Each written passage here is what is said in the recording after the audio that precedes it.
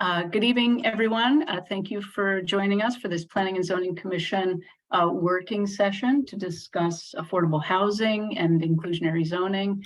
I'm Jamie Stein, town planner. I was looking back in our log on our website of all the working sessions, and it was a year ago tomorrow that we held our first working session. So, I want to really just thank the commission and the members of the public who have consistently shown up to offer their feedback and guidance and really talk through some of these more challenging elements of our zoning regulations. With that, I'll just say that we are holding fast to the opening of the public comment period tomorrow. My staff and I have gone through the zoning regulations with our zoning consultant, Mr. Glenn Shalder, and we are all ready to send out that finalized draft to the public.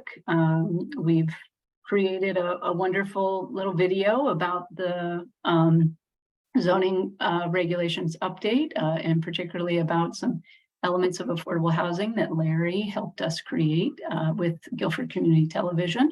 That will be available on a website in which we will archive and house all public comments that we receive, that the department receives regarding the zoning regulations. So this evening, we're here to have a working session, really just an opportunity to discuss our kind of next steps around provisions for affordable housing, which is section 611 in our draft zoning regulations. So with that, I will just kick it to the commission to start off sharing your thoughts around the issue. Thank you.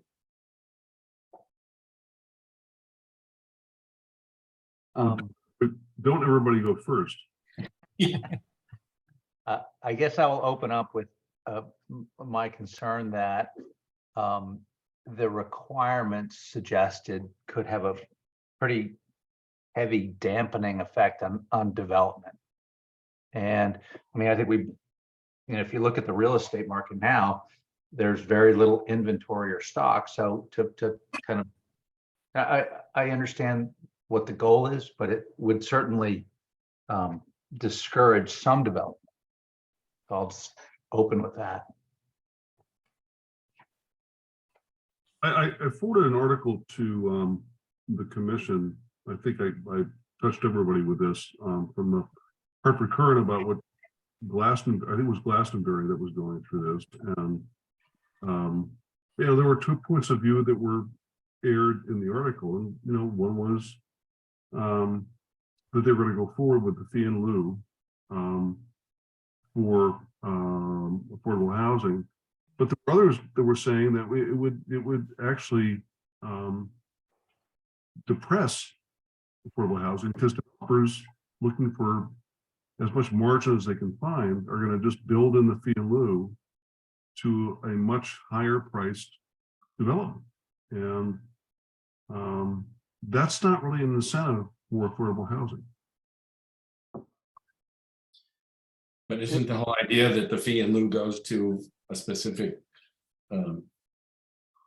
accounting place? Yeah, it would go to, and Jamie mentioned this, and I think it is mentioned in the regulations that are being proposed. It would go to a affordable housing trust fund that would be administered, Jamie, correct me if I'm wrong, not directly by the commission, but by an administrator. Correct.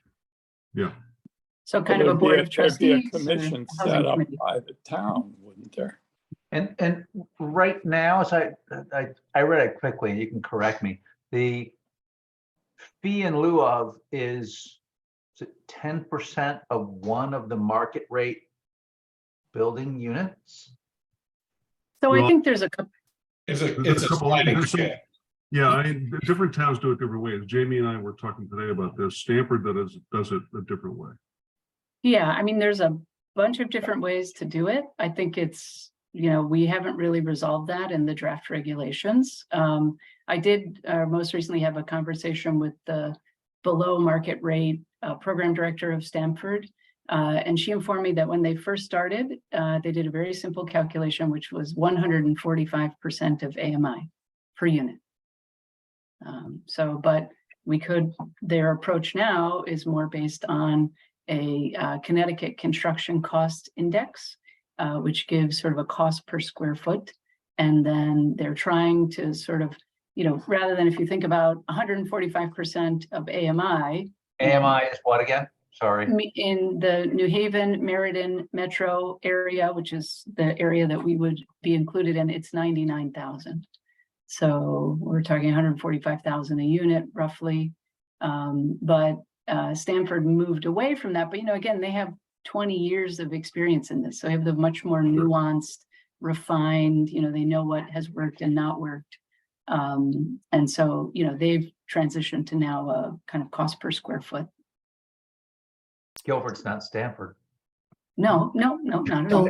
So what data do we have really that the procedure we've proposed is going to depress inhibit developers or have no effect on developers? I think you have to do the experiment. We have to set it out there, and if no one builds, it means we're not falling behind in the affordable housing. But we have to do the experiment. Say it again. Is that a little bit of putting the cart in front of the horse? Look, if we put this in and it doesn't work, then we revise it. But also, like any other experiment, you do it, you see what you get, you redesign, you see what you get. It's an iterative process. To think that you're going to get the perfect solution the first time, I think is a fool's errand. We have something based on experience of other towns, something that we think might work in Guilford, but you're never going to know unless you do it. And if we're stuck on trying to get, what's the perfect way, we'll never get this. And housing developments will be built, will continue to be built, and will fall farther and farther behind in our goal of reaching that 10% affordable. I think what Phil is driving at, Larry, is what we don't want to do is, put regulations in place, set ourselves up to have to revisit them. And in the interim between setting them up, having to revisit them, having to go through the process of approving them again, other developments happen, and housing stock increases, but we fall farther behind in terms of affordable housing. But of course, on the other hand, we have a 35-day. Did I capture that correctly, Phil? Yeah, I guess I'm just concerned that, I think about the developments of recent memory. I'll use Benton's Knoll, for example. To dedicate 10% of that to affordable would never have worked. And so we're trying to fit this, square peg. That would have been a not classic, but a potential fee in lieu. Right. Which then gets passed along to the homeowners in terms of increased pricing. Right. Is the goal then, with that fee in lieu of, are we going to buy land and develop? Or is that? Well, there's multiple ways they could use it, but yes. Yeah, it basically goes into Didn't they already? It goes into a trust fund, and then, a whole other authority that is yet to be established and confirmed would administer. Aren't we already charging a fee in lieu of on the subdivision itself? For open space. Open space. For open space. So there would still be a fee in lieu for open space. one thing to kind of help hone in on this conversation is potentially, and sorry that I had to take care of kids, but hopefully they won't be too bad. So one thing to think about this is the difference between subdivisions that are anywhere between 3 to 20 houses, single family homes, versus multifamily housing. And yes, when you're thinking about subdivisions, you're talking about 1 or 2 houses within a subdivision for the most part, when you're talking about 10%. And that's not really going to make much of a dent, right? And also that is definitely a burden on the developer. When you're talking about 120 condos, the math works a lot differently. Let's try to keep, I would propose, just for the sake of argument, that we kind of dismiss. I mean, we're already working on our subdivision regulations. We still need to update those. So just for the sake of argument, maybe we don't worry about subdivisions as much as we worry about multifamily projects. Maybe there's something there where we can put some inclusionary zoning in, even if it's just more than 20 units. Even let's just make it clean and easy. And everyone, I haven't heard anyone say a bad word about more than 20 units need to have inclusionary zoning. And then maybe it's as simple as that for now. I think, Sean, basically you were talking about how there's potential for them to come back. I think it's a guarantee that the housing committee is going to come back with a much fuller, broader, much more defined product of what they're proposing this regulation to be. I don't think it's going to be many more months because they're very invested in this and they're putting a lot of effort and time into it. But at the same time, we just need to get the regulations going. So, I mean, right now, that's kind of where my head at is. Like, let's at least at the minimum, let's talk about how do we feel about 20 units and more having a 12% inclusionary zoning for multifamily. Wait, you're just excluding regular developments that are over 20, they have to be multifamily? Yes, that's my proposal at the moment, just to make it clean and easy. With the understanding that within the next few months, a proposal is going to be coming through for a regulation change to update our regulations based on affordable housing in general. On the other hand, if the housing committee can get their move a little quicker, we have this 35-day comment period. I Public think meeting. I think that's kind of fast tracking this, if you don't mind me saying so. I mean, Yeah, they've been thinking about it for a long time. I understand, but the public hasn't received this. Yeah. And I think that it probably warrants open viewing for a reasonable period of time. So there has to be something out there for them to view, right?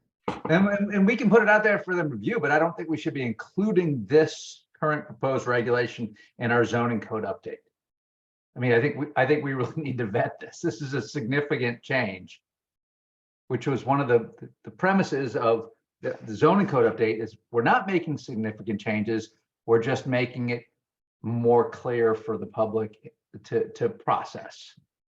Phil, I appreciate your comment, but I think we're making significant changes elsewhere too. We just don't find them as maybe as saucy and spicy as this one. So this is very spicy. Yeah, it's spicy. But the reason we're in this position now is that for the last many years, I mean, I started in 1989. I have seen zoning go in the direction of exclusion to avoid situations like this by taking zoning and increasing the acreage, or making the all kinds of changes to stop this kind of development. So we're starting from a very tough position, as we know, based on Ted's analysis and your discussion earlier. We have to figure out how to move the ball somehow. And if it stops some development for a while until people figure out how to do it, then that's not a bad thing. We sort of need to reset the clock here so that we can get some affordable housing in Guilford. Jamie, I have a question for you. Were you able to contact Chris Widmer, because Green Plan? I wasn't. I'm sorry, Jason. Yeah, that was a great idea. Just to, I wanted to pick his brain about the Connecticut Housing Finance Authority and their cost index for cost per square foot in certain types of construction. You know, he's in a bit of a different market that it's, you know, that he's building, you know, with grants and whatnot. But yeah, I think he would be a fantastic resource. And I also had a conversation today with Carla Lindquist, as well as a realtor that she and the Hope Partnership, which is a kind of a local affordable housing development nonprofit, affordable housing development entity. And they had some really great ideas about that missing middle and, you know, how we do, you know, a 3-family that looks like a typical, you know, single family home in Guilford. So there's all sorts of, you know, great expertise and conversations to have, and, you know, we can continue to do that. Yeah, because Chris's houses, as you know, they're 100% There's- single family affordable, designed that way, and he wants to do another series of them in phase 3. I think he's had discussions with Matt about that. There's a silhouette with his hand raised. Yeah, Matt always got his hand. Oh, is that Matt? Oh, That, Matt. yeah, that's me. It's hard to tell here with the light behind me. So Witness protection. yeah, well, yeah. Or somebody called it a halo once, and that Phil, you know, is not true, right? So just a couple of things. I again, not to put the thumb on a scale, but I think everyone here knows that I am in favor of getting to some form of inclusionary zoning, and I'm a big fan, practical fan of incrementalism. And I also am fully aware that there are some people who may not be comfortable with the way the document is written today. The point that I would like to make is, if this is not, you know, ready for prime time, then I need a commitment from everybody that's on this, you know, on the commission, as well as the team that is working behind the scenes on the Affordable Housing Commission, to commit to getting something into the regulations in the next 6 months at the outset. I just think that we would clearly miss an opportunity to put a stake in the ground. And I did have a couple of questions. What the fear of losing out on development? Can somebody describe to me what development we might lose out on? What is a particular type of development? And let me caveat that with relaying a conversation I had with the developers of, what is it, 405 Whitfield, just down the street from Phil and myself, who had come to me some time ago to talk about exactly this issue. What are you doing with inclusionary zoning? Because they're probably going to bring another project to the fore, closer to the train bridge at a certain point. And when I mentioned that we were contemplating fee in lieu, they had no problem with it. All right. I couldn't describe to them what it was. I didn't have the Stanford model. I couldn't describe, but the answer was, that's fine. So those guys would have, on a 12-unit development, they would not have had a problem with a fee in lieu of. That might be because these guys are primarily out of the southwest portion of the state and have done development in Stanford, so they're used to this kind of thing. So, but back to my my question is, what is a development that we are afraid of losing in the interim? Well, I guess it would be probably something, you know, not quite on the $3.3 million per unit. You know, more on the workforce housing scale. I mean, I don't know, like if we looked at Long Hill, is it Long Hill Estates? Help me out, Jamie. What's the name of the Long Hill? I don't know. Yeah, Bigliotti's open space development there was, I think 26 or 31, I always get them confused, but single family homes. And I think they originally started out in the 4s, but I think they're higher now. So again, I think we're talking more on that end of the scale than on the multi-million-dollar end of the scale. I mean, again, it's, you know, if you've got 12 units at 3.3, you can probably cough up the fee in lieu of, and just pass it on to the people that are buying them. Yeah. But that's what we are doing. You know, that's what will happen. And I don't, you know, people have asked me, like, who buys these? I'm like, people that have ridiculous disposable income.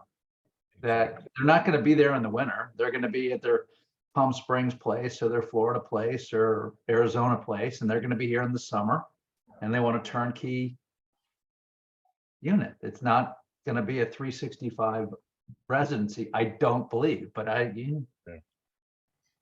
Well, I think, Matt, you raise a couple of good points here.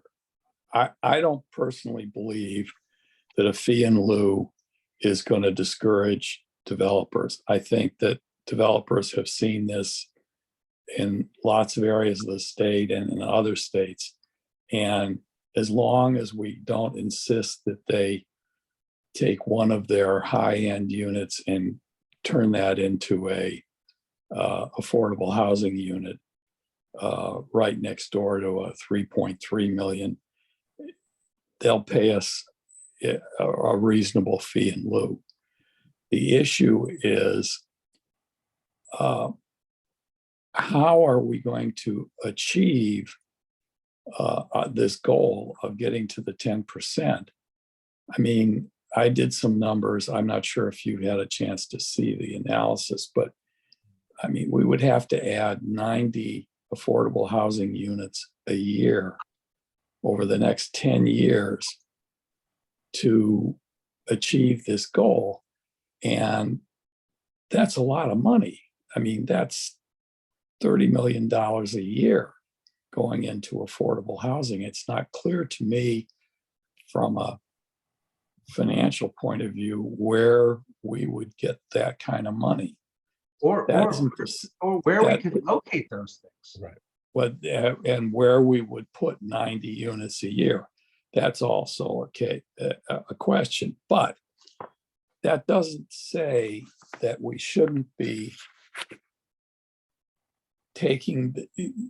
seizing the opportunity to be building a trust fund that can at least move us in the right direction. And I think that we need to move forward with setting up this trust fund and setting up the commission that is going to manage it, and finding the right kind of NGO that's going to be in charge of developing these units. And we need to get that all going. And I think that we need to be much more broad in our thinking about what types of unit of development has to be covered by these kinds of fee in lieu rules. I don't think we can limit it to multifamily. I think we need to do it for all housing units in developments of more than 2 units at a time. That would be my proposal. And that it should be 12% of the total construction cost of the units that are covered. And if it's a 30-unit subdivision, then, you know, that's what it is. And if it's a condo development, but I think we need to cast the net pretty wide because given the number of single-family homes that are being developed in Guilford right now, and given how far we're off of this, of the goal that the state has set, we've got a lot of work to do. Jamie, what are the teeth behind the goal for the state? Well, I mean, this is something that we've raised before in our public information meeting at the community center about this. Municipalities that have not reached 10% or higher are subject to 8-30G proposals. Which Now, we're that's subject not- to now. Right? Yes, Well, because But I'm we're in just that describing what category. the teeth are of being Right, below but I mean, like, the 10%. So if we just, I hate to, I'm gonna throw rough numbers out. Let's say we're at 2% now, We're at 2.18. and someone brings an 2.2. 830G and we. However, the Hubbard Road affordable housing development, I believe, once it is built, because not only do we get one housing unit equivalent for each 60% market rate, which is 15, then we get 1.5 housing unit equivalents for each. I'm sorry, I meant to say 80%, and now I'll move to 60%. And we also get, for the additional 70 market rate units that are a part of the total, you get 1/4 of a unit. So that, I believe, once that is built, will get us very close to applying for a 4-year moratorium on 8-30G proposals. So, you know, there's meant to be a little bit of a carrot there of incrementally getting, adding to your affordable housing stock and being able to achieve a So moratorium. with the Hubbard Road proposal, we would not be subject to another 830G for 4 years. If we went through the process of applying for a moratorium, I have to work the numbers and see what it totally comes out to and where we are, but I think we're close. Yeah, so I guess the question is, do we want to foster development along the way that fits Guilford, or do we just want another 830G project to come and be built wherever?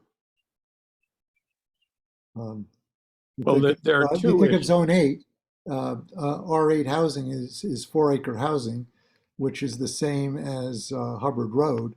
And so the developer that wanted to go up there can plop down a 100-unit thing. Of course, I was talking to Bill about this, and he says, well, you know, think about where the well has to go. How about the septic? How about Yeah, the well, the access, septic versus the well. access to but- transportation? Well, who cares? Yeah, everyone has a car. Yeah, It- you it's- can't use the argument transportation that as Gopher a, would be. as a wedge here. That's not a wedge that we, you know, everybody's gonna drive, and if we could figure out ways to put, you know, large groups of housing in other places that do have to drive, then that would be better than not having the affordable housing at all.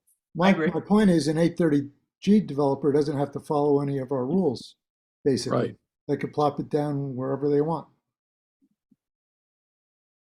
Well, hopefully Hubbard Road accomplishes the goals that have been laid out, and we have a 4-year moratorium, and we can try and develop some accommodations to encourage, but at least we're not under the gun with respect to that, if Jamie's math is right. Sorry, Jamie. Well, but there are two issues here. One is, you know, are we going to make progress? And the other is, are we going to allow inclusive zoning in areas other than along the Route 1 corridor and the train station? I mean, those are the two issues that really have to be faced. And, you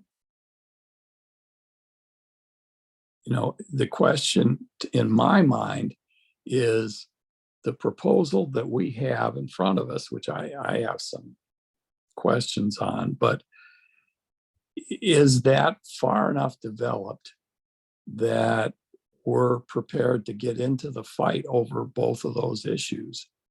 Or should we defer this until a more, and maybe it's 30 days and maybe it's 60 days or whatever, until the housing committee comes up with something that's more comprehensive?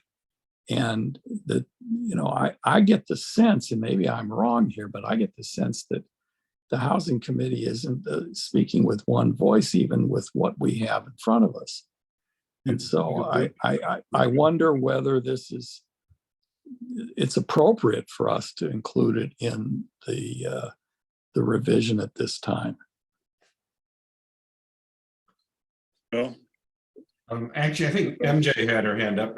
Have you removed it, or you still want to have some commentary?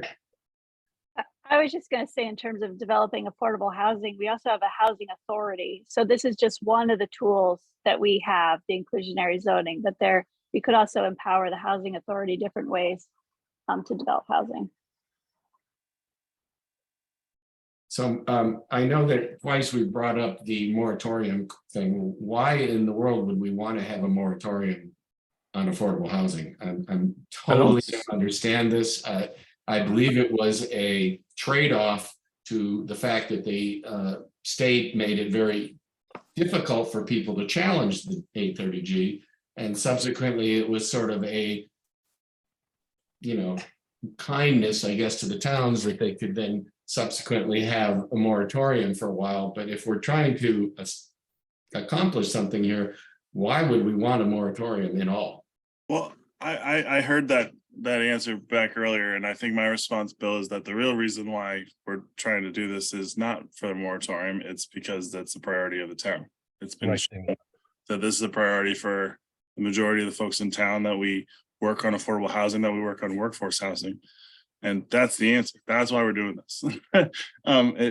Moratorium, I think that's an answer for 10 years ago. I don't think that's an answer for now, as far as I'm. Thank you. I think part of the reason for the moratorium is it buys us time. It's not that we could sit on our laurels, it just buys our time to. Sure, but again, and we've had one of the 830Gs already. It was probably 50-50 about how nice it was. Not nice, but like, I don't know, less competitive. I don't even know what the right term is, but it's not that, again, we're not necessarily scared of 830Gs. And if we're more encouraging of them, in fact, then maybe they will be more willing to work with us and more willing to compromise as well. So, yeah, that's the answer. Sorry, I was really far away when I heard us. Got related to the 830G, we are what, a year and a half away from those units being available? The Hubbard Road, yeah, at least. Right. So we don't get a moratorium until they're complete and somebody's living in them. Yeah. Correct. Let's not forget that. Just because, we've approved it, doesn't mean that they exist. Correct. Right.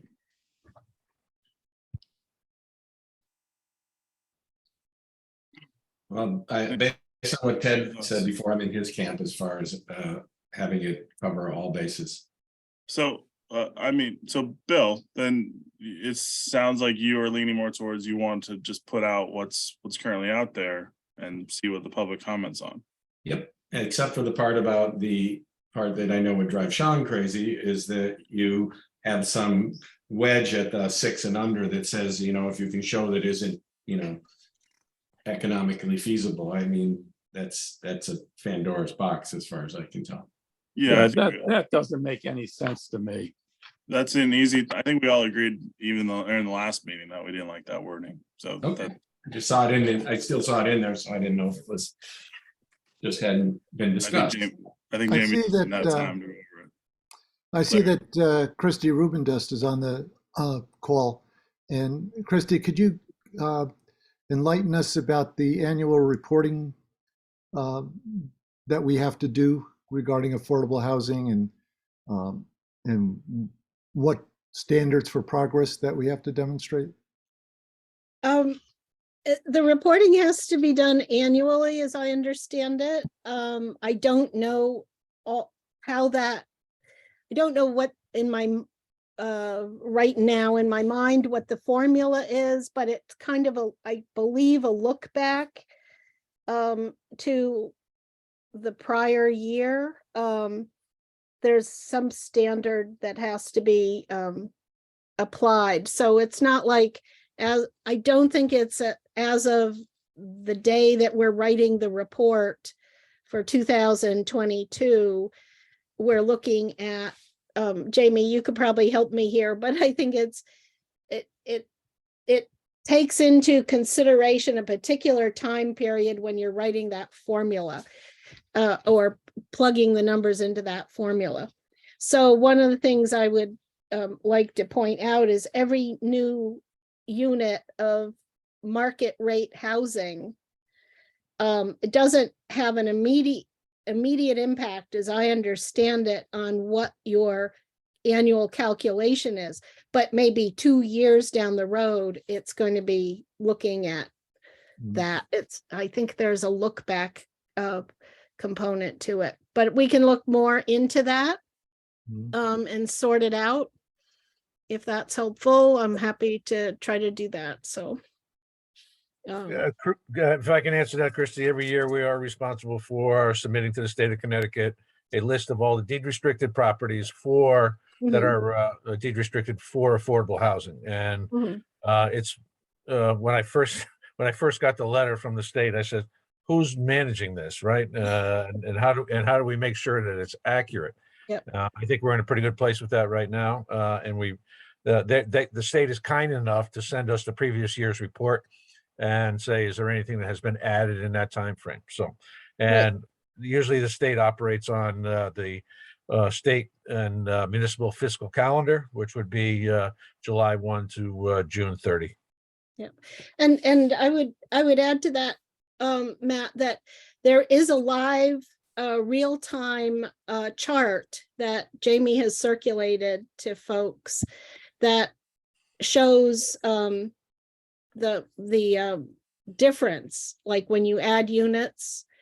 That's how we knew that it went from 2.8 to 2.18 or 2.4 to 2.18, because it was on that real-time chart. So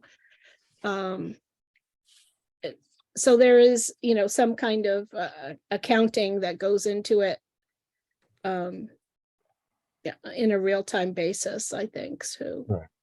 And just to bolster what Jamie was saying earlier, right?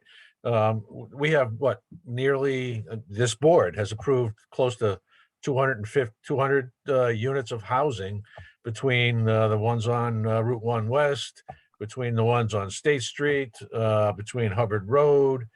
So there's pretty close to 200 units there. And by the way, we do move the needle if there are 30 units at Hubbard Road that are affordable. So we are moving the needle. The question is, how far are we moving it? And then there's another 100 units across from the rock pile. Sorry to use that term, but that's the only way I really know how to call that. There's another 100 units going in over there, right? And no doubt there's a few more coming your way in terms of applications. So, Jamie, quick question. Do we consider accessory dwelling units as affordable housing? Because they're not deed restricted, no, but Brantford actually deed restricts their ADUs. So again, there are lots of options. There might even be people who have accessory dwelling units that they would like to deed restrict and they would like to get a tax abatement. So deed restrict being they can't sell it, right? Or they can't rent it for more than X. I mean, that's an interesting question that I don't know the answer to. I would think they can't rent it for more than a certain amount, but the selling of the property, I'm not sure how that. Yeah, I read it around online to see if I could find some answers to that. And some places tie the AMI to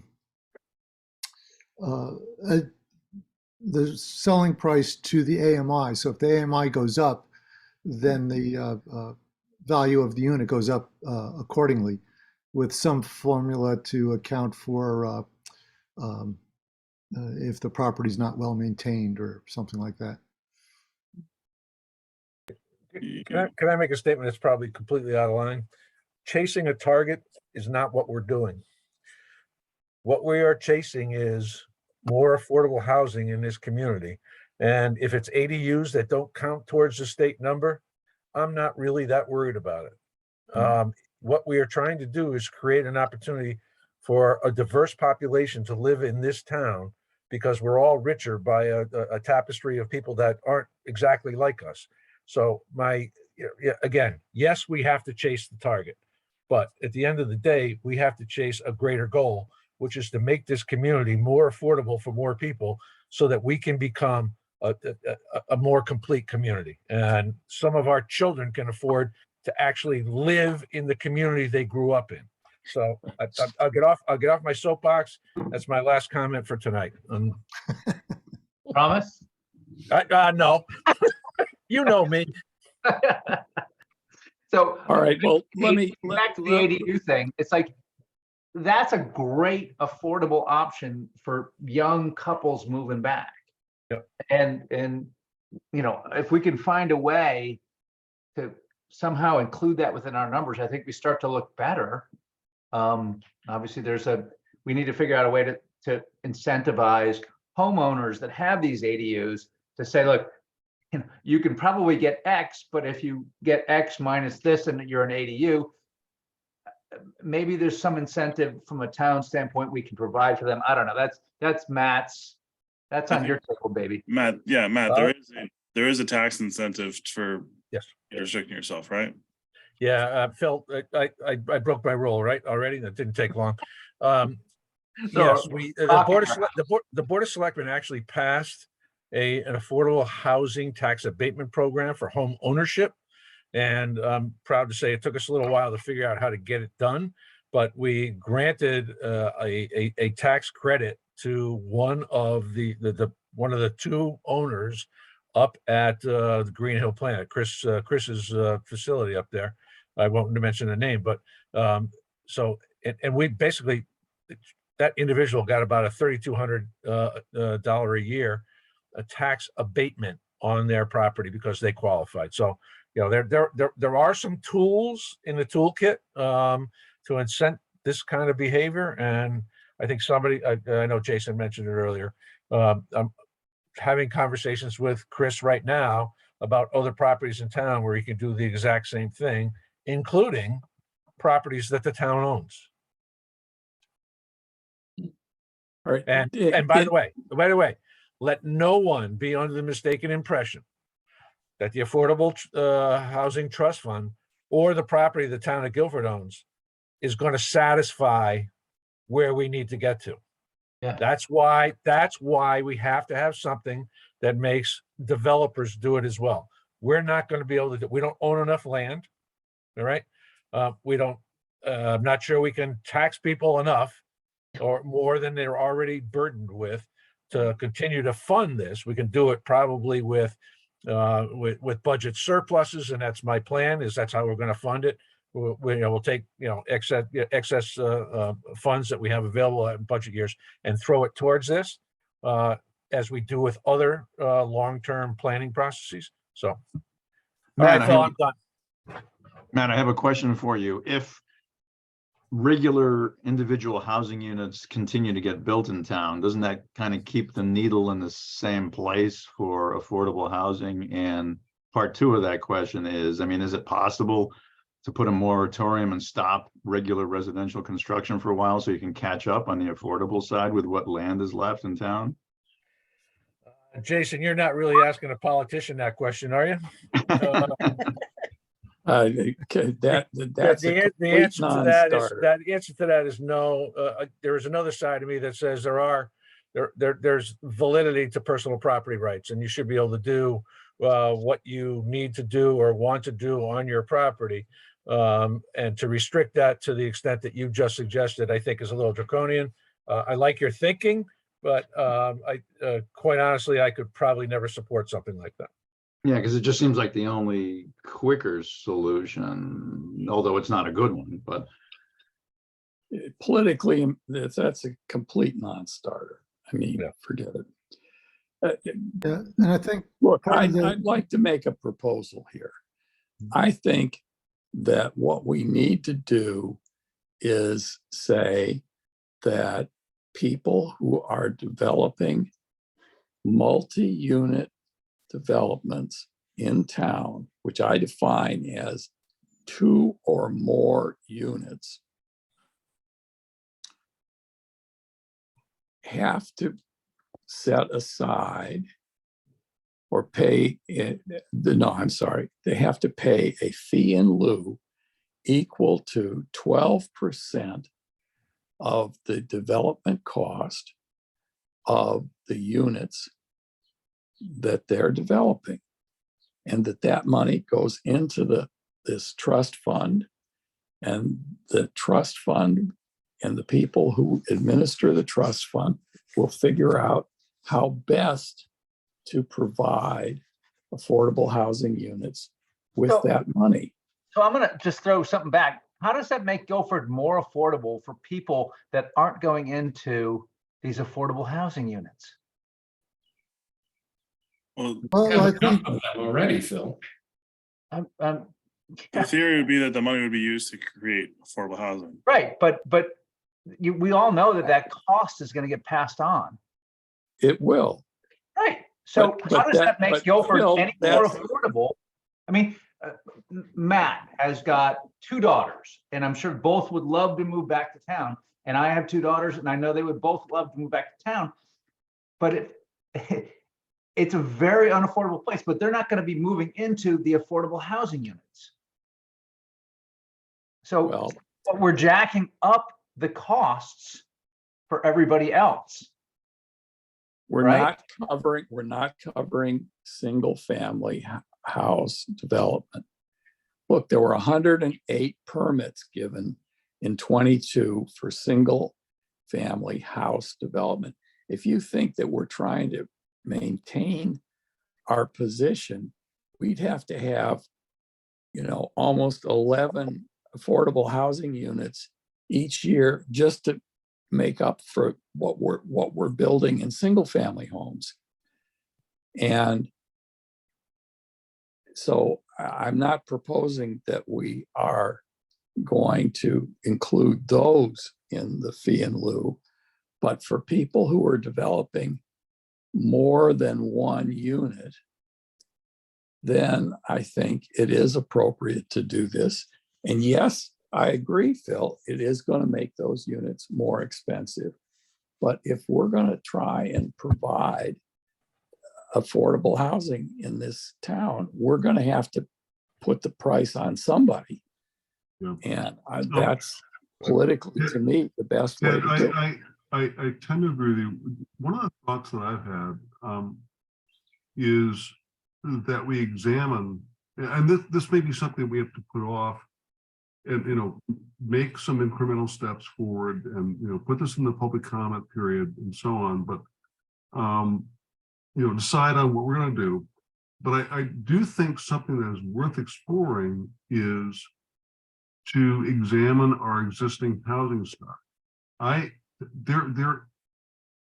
There may be a larger percentage of the housing stock in Guilford that is affordable, but is not deed restricted.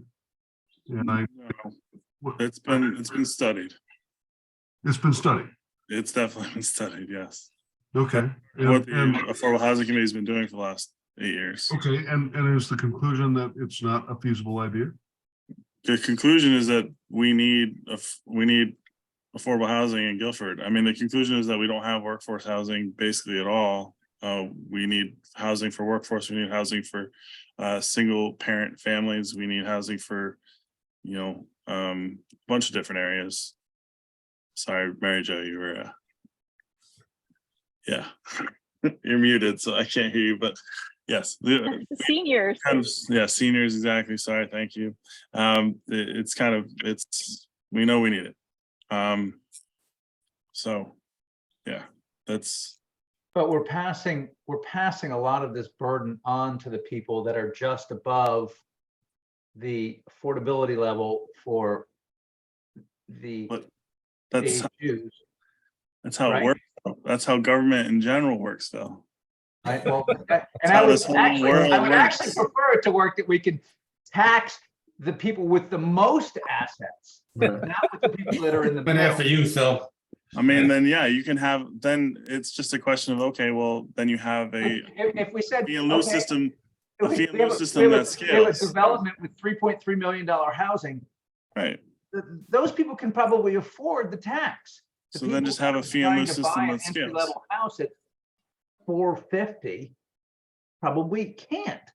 Yet that's who we're imposing it on. And have a fee and lieu. We're imposing Yes. it on everybody. Right, but it's disproportionate to the people in the middle. You bet. Well, I'm have- part of the problem. I'm sorry, Hold on. Phil, but I don't understand that argument. Hold on. Okay, well, Ted, if you're worth $1 billion, if you're I worth wish. if you're worth $1 billion, then 10% on 3.3 million doesn't move the needle. If you're buying a $450,000 house and you're taking out a mortgage for $300,000, the 10% on a 450 does make a difference. So, yeah, it does, it matters. It matters So- who you're taxing and how you're taxing them, not just laying it out equally. Sorry, but Right, so aren't there some considerations here for density bonuses?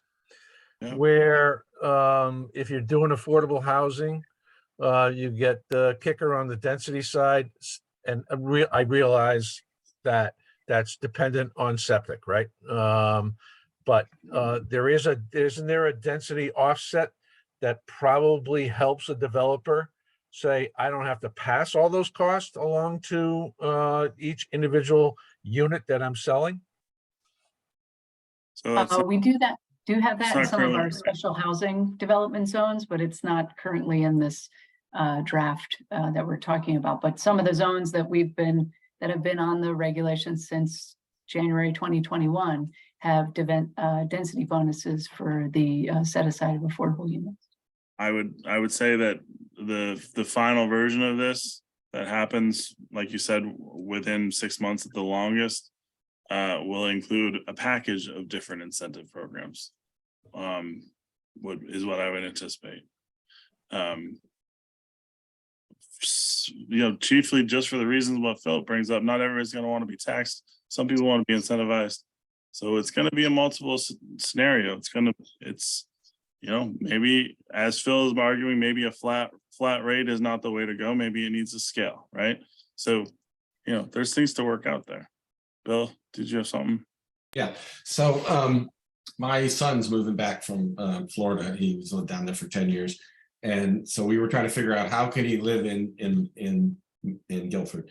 So we found a very rundown kind of house over on Little Meadow, and we are doing exactly what the funds would do that would be allocated from these developers. We're taking kind of an old sketchy house and sort of fixing it up to the point where it's relatively modern and energy efficient and all these things, but still falls within a category that a young family can afford. So I think that I'm sort of like the person who would be approached if the fund was there to go do something like this. And so I think this is where, or they would go to somebody like MJ and say, can you help us fix this house up to make it just a good enough house, so to speak. That's sort of a term that's out there, and help people like Phil wants to be able to come into the town in an area and be able to afford to be in the town. So I think that there's a lot of housing stock out there. Believe me, I drive up and down a lot of streets, and Little Meadow has many of them that could use a rebuff, and then it would be an affordable sort of, somewhat affordable house for a young family. if you took the money with it, then, you handcuff you on any capital gains that you would put into it. I mean, Yes. It's a way for people to get a foot in the door, so to speak, and then when they, and actually the guy who I was speaking with, who works for Habitat for Humanity, also wants to be able to allow some escalation in the value of the houses, because he thinks people should be able to get a little equity out of it. Granted, that's not the way it's currently laid out, but I think that it's a good stepping stone for someone to sort of get in their foot in the door, build some equity in their life in general, and then move on to another spot. I know that's what my son plans on doing. He doesn't plan on living down there forever, he just kind of thinks of it as a way to get himself into town. he's just waiting to move into your house. I know, exactly. You're right. Exactly. So yeah, I want to be cognizant of all of everyone's Yeah, time. what time is it? The reason why we're having this working session, again, everyone's opinions and thoughts here have been very helpful in the discussion. The reason is, the question at hand is, are we putting this, what's been written out or something like it, into the draft tomorrow, or are we not, is the question.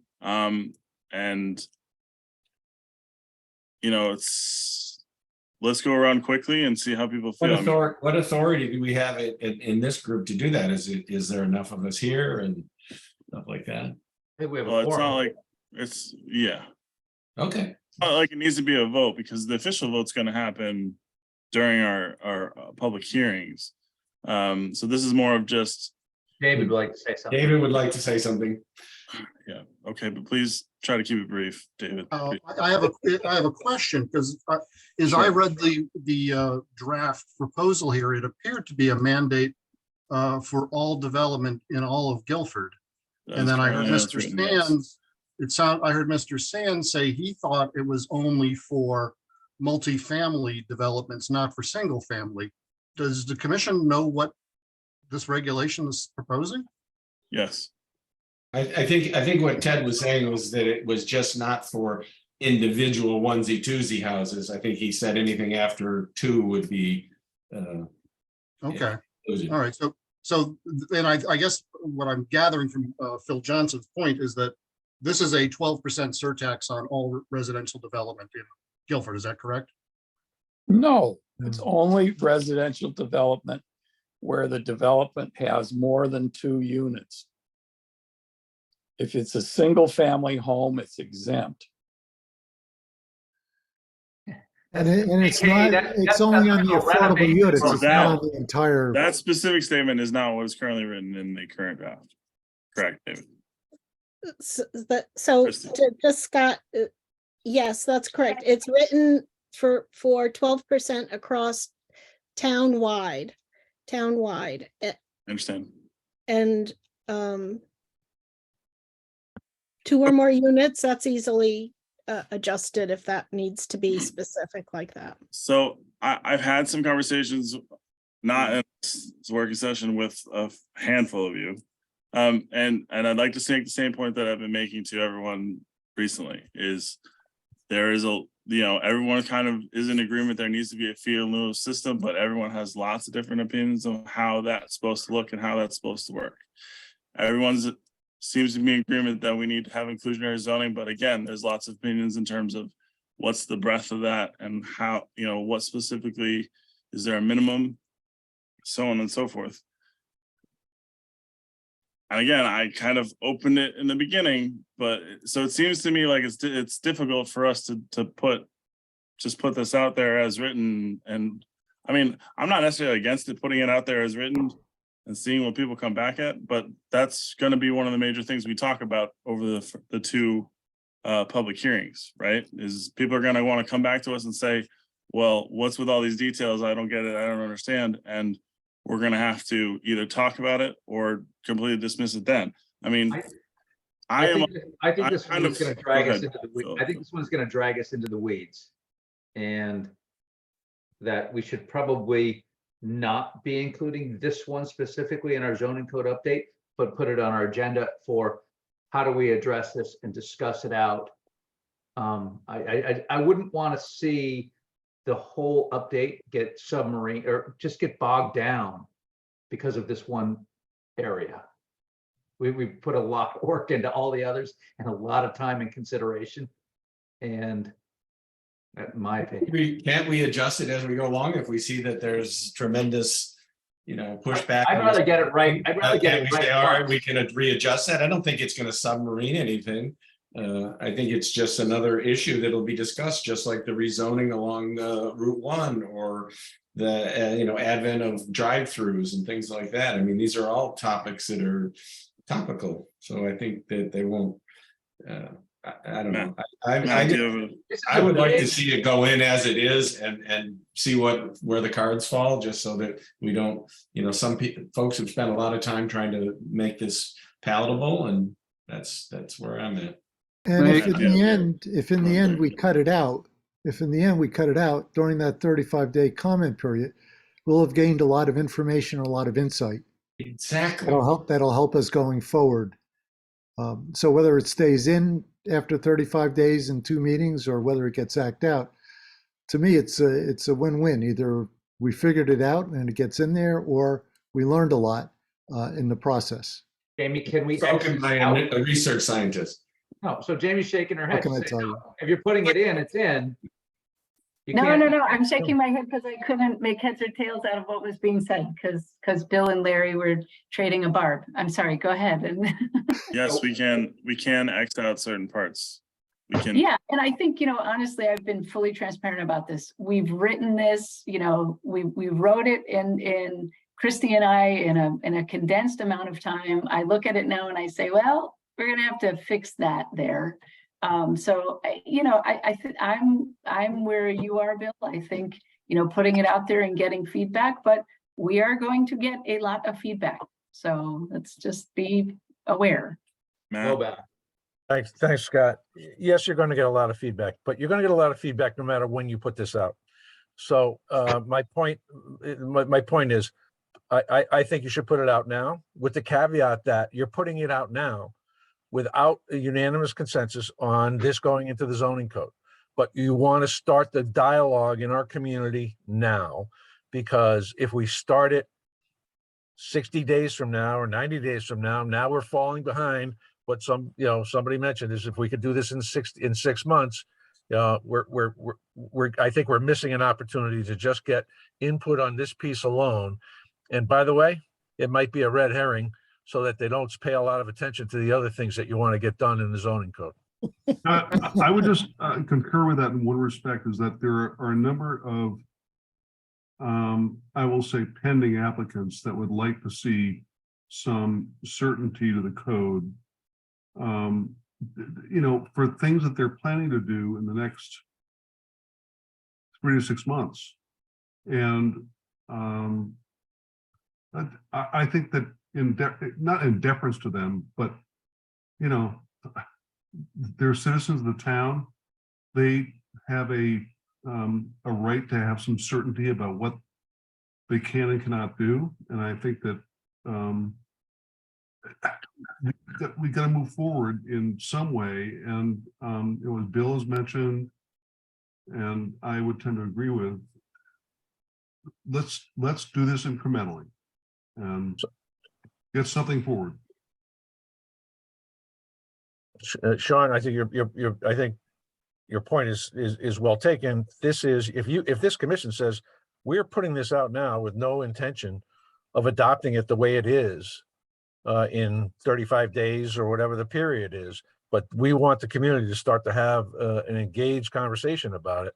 I think you satisfy the concerns that those potential developers that you raised, because they know this is not going to happen in the zoning rewrite as it gets implemented.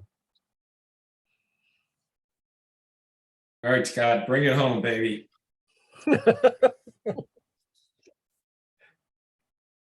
I don't even know what to say with that.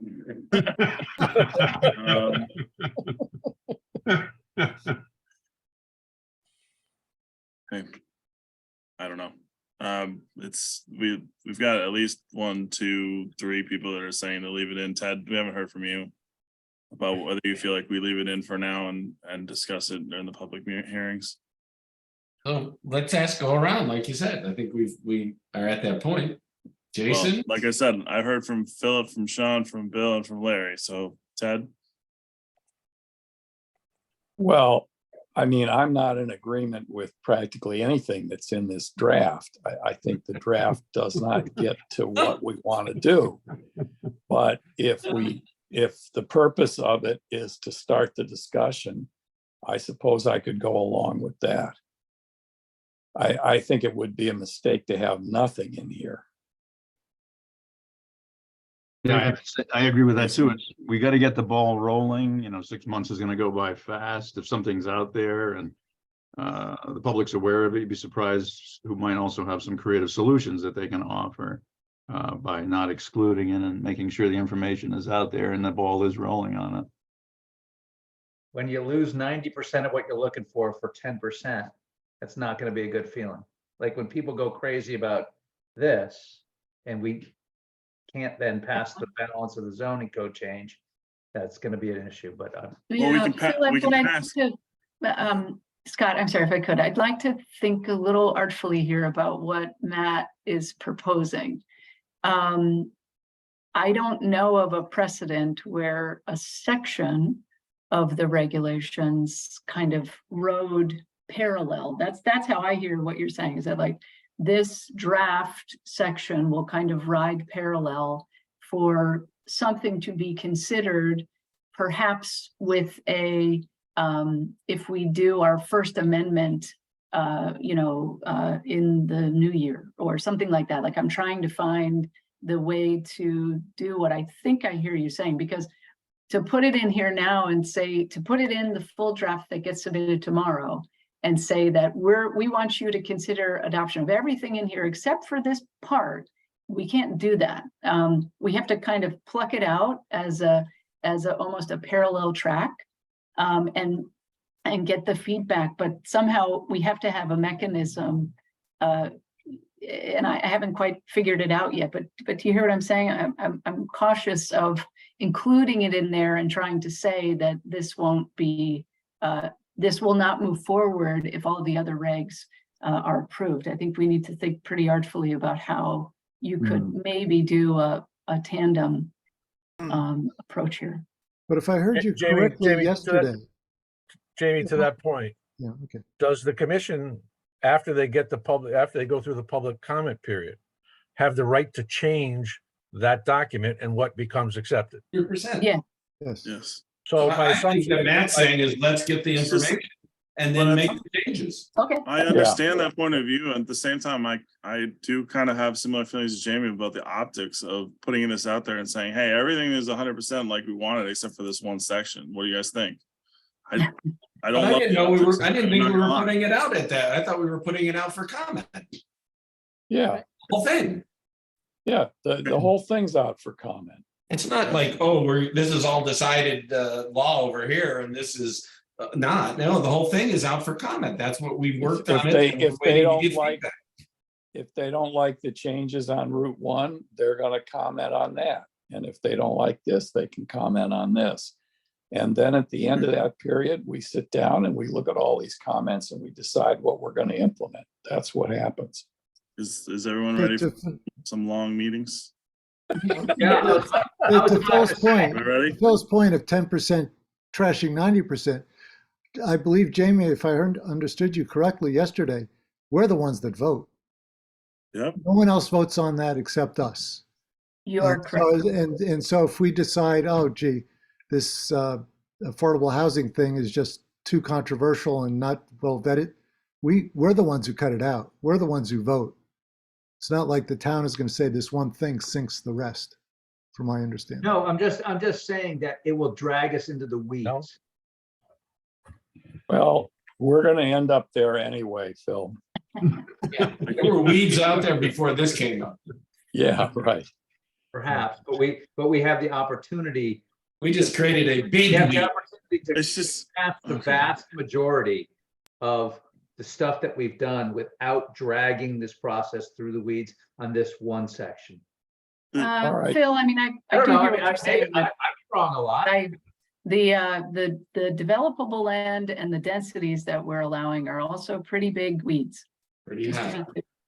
well, for Yeah. those specific development systems. Right. Not Right. for the whole regulations in general, but just to those specific PRD, not PRD, but the other one. Well, in any of our sort of special housing districts. Right, the that we- special housing items. All right, so Scott, you've gone around, you've I listened. guess it to seems the like we're gonna various put it in and see what commissioners, people and say. So Let's start it's there. time to decide what you're gonna do. I mean, it seems like everyone's in agreement that we're gonna put it in and see what comments we get back. Okay, Well, I don't know if everybody's in agreement, and that I wouldn't go with, but I think that we have a majority. I don't love the it. but, I majority mean, is in agreement. I think we Majority is in should- agreement. I think we should petition Frank for coffee for everyone, because we're gonna have some long meetings. Yes. The that's just the way thing I it is. struggle with this is like, what is the percentage chance that we come to a full, complete agreement amongst the 7 of us on every item that's written in this piece of the part of the regulation? I just think the percentage chance is so low. Yeah. Oh, I think optimistic. If I could, But if you I know could something? just, And that's Go ahead, fine. Jamie. if I could just counsel, what I am hearing is that kind of the small development waiver seems problematic. The 6 or under and the 7 to 10, we seem to have a problem there. We could just say, It's exactly how I laid it out at the very beginning of this call when I jumped on randomly. People are gonna struggle when it comes to that minimum and what we do with the minimums. And people are struggling with how much is the fee in lieu of and what we do with it. I haven't heard anybody say anything about 20+ units on it. Like, no one has any problem with putting inclusionary zoning on that. That's something that I think is reasonable for us to think we might be able to pass in a meeting. But the rest of it, I don't. I mean, again, I welcome all comments from the public, certainly, to continue the conversation. But I don't see it passing. I think Ted was advocating for just straight 12% across the board. Is it correct? Yep. And you were advocating. I'm for the inclined total to cost do of- that, and then if we can parse it out in some way based on comment, then that would be good. I mean, again, that's way simpler and way more likely for us to decide that we want to go with than something that is the full package. That is what I expect the housing committee to come to us in some amount of months with a full, complete. Yeah, and to simplify, you can provide it in units or you can provide a fee. Yep. That's fine. Okay. I mean, Time for me to have dinner. I'm a night Yep. owl, so I don't mind. I'll stay up however late I need to, but Good night. welcome, it's just, I'm sorry, but I also have another commitment. I didn't realize this was going to be an. no, we're not all-night. talking about right now, Ted. I'm talking about the. Yeah, no, this in the future. I have a Thank you. commitment with my barbecue. Next night. Thanks everyone for your time. Thank All you. right, thank you very Thank much. Statements. Thank you, Scott. Thank you. Thank you, Have a good Scott. day. Thank you, Amy, Jamie. can we talk? Sure. Okay.